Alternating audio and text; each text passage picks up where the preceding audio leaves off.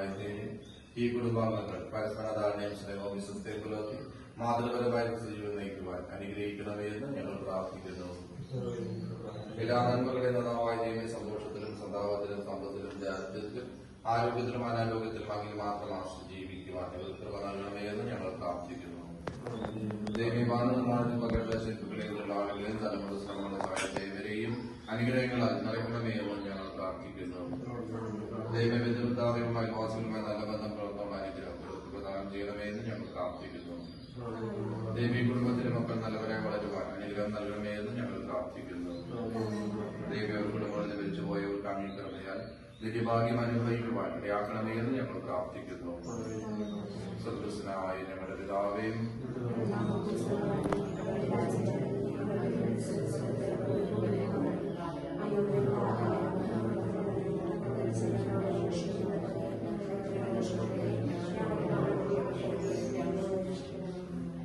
നമുക്ക് പ്രാർത്ഥിക്കാം. പിതാവായ ദൈവം അങ്ങയുടെ